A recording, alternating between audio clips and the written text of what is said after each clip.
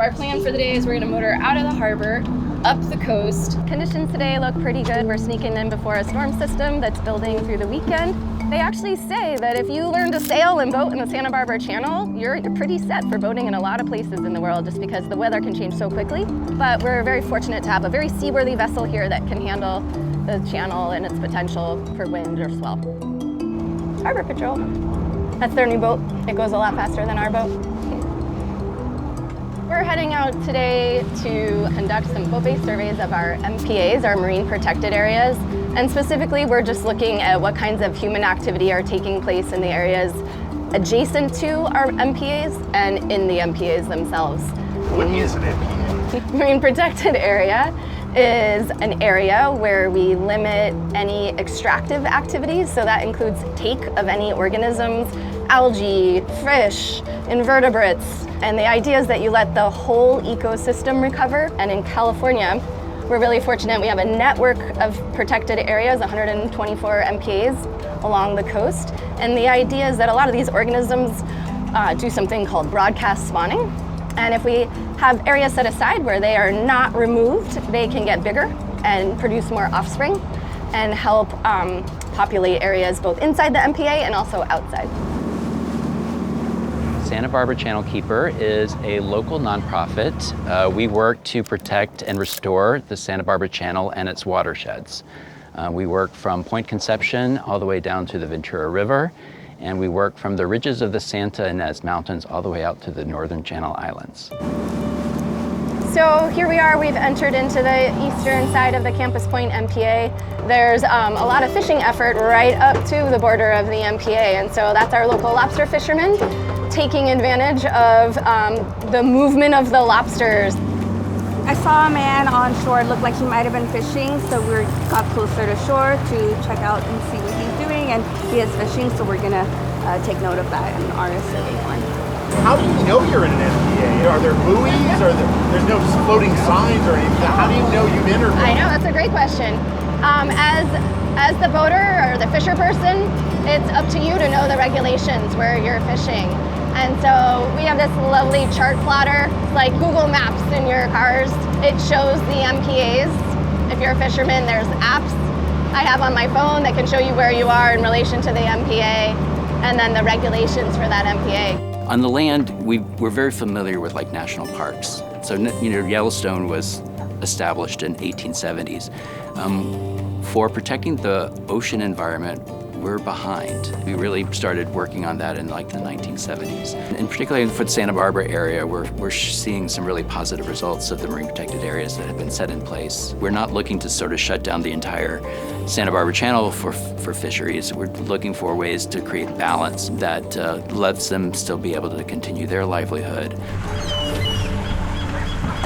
We're in Santa Barbara Harbor, so right at the pier. This is the Saturday Fisherman's Market. We sell locally, sustainably sourced fish right here from the Channel Islands and beyond. A whole bunch of sustainable and delicious and nutritious seafood supplies. All about the local seafood economy, supporting like the blue economy here in Santa Barbara, and really showcasing the resources that are found and caught right off the coast. So to bring a delicious meal to you. How do you clean it? So you can either gut it or you can just cut the head off and then fillet it real quick. You can have them fillet it for you, but I wouldn't pay $3 a fish. Yeah, I know. So it's all local hook and line rockfish. We've got different species of the rockfish, and then we've got some rock sole.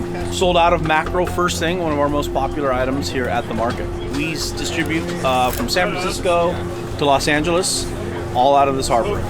We're keeping the local, fish scene alive. We're battling farm-raised fish. We're battling fish from overseas. We're battling fish from Mexico. Everyone's trying to push out the little guys, but here we are, and we're keeping that dream alive. This guy, maybe? How are the MPAs working out for you? I say MPA, you think what? For me, they don't bother me. Most fishermen have a different opinion.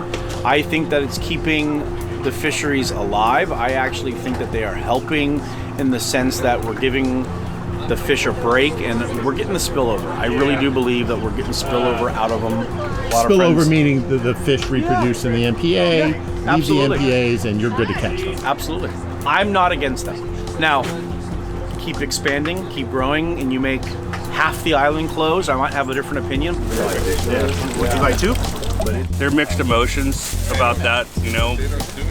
MPAs, they were designed to close areas for a few years, do some study on it, and reopen it and maybe close another area.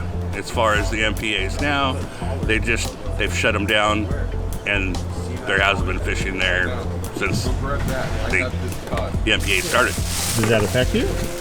In different fisheries, you know, the near shore stuff definitely affects all the fishermen. There's an abundance of sea life there that's not tapped into, where it's been closed for so long.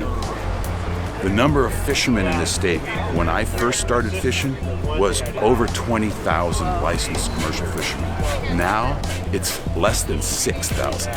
I'm saying that conservation of the marine environment is a good idea, but it can be done in conjunction with well-regulated, sustainably managed fisheries. So the two aren't incompatible.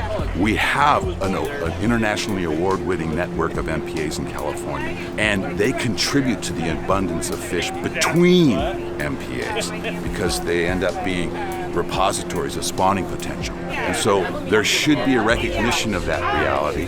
We are durably regulated, and there's no need for California, of all places, to dramatically expand the amount of protected areas when the areas that we fish in are well protected. I think that there's also been a bit of a tradition of thinking about oceans as vast. We can't do any kind of damage to them. So it's taken a while, and it's taken a lot of really great people to sort of, you know, explore the ocean and start educating the oceans are deserving of protection too. And particularly when we think about the importance of oceans for human populations, it's something that does deserve greater attention. Thanks for watching. If this story helped you see things from a different angle, tell us what you think in the comments. And stick around for the next video. I think you're going to love it.